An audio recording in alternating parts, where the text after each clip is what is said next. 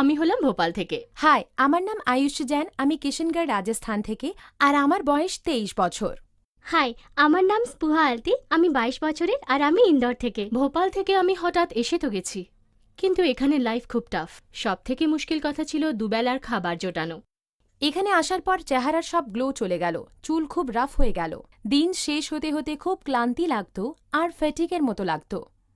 আমার তো হিমোগ্লোবিন আগে থেকেই কম ছিল। এখানে এসে আমার আরও উইকনেস হতে লাগলো। ডাক্তারের কাছে গিয়ে জানতে পারলাম যে আমার আয়রন আর ক্যালসিয়ামেরও অভাব রয়েছে। মেনস্ট্রুয়াল সাইকেলের দরুন আমি খুব ইরিটেটেড থাকতাম। আমার কারোর সাথে কথা বলতে ইচ্ছে করতো না। মাসিকের সময় আমার খুব বেশি পেট ব্যথা হতো। সেই দিনগুলোতে আমার অনেক পা ব্যথা হতো আর ক্র্যাম্পসও হতো পায়ে। একদিন আয়ুষীর মায়ের পার্সেল এলো। আর ওই পার্সেল থেকে বেরোলো নিউট্রিচার্জ উইমেন আর নিউট্রিচার্জ স্ট্রবেরি প্রো ডায়েট। নিউট্রিচার্জের ওয়েবসাইট থেকে আমি জানতে পারলাম যে এতে আয়রন রয়েছে আর এটা হিমোগ্লোবিন বাড়াতেও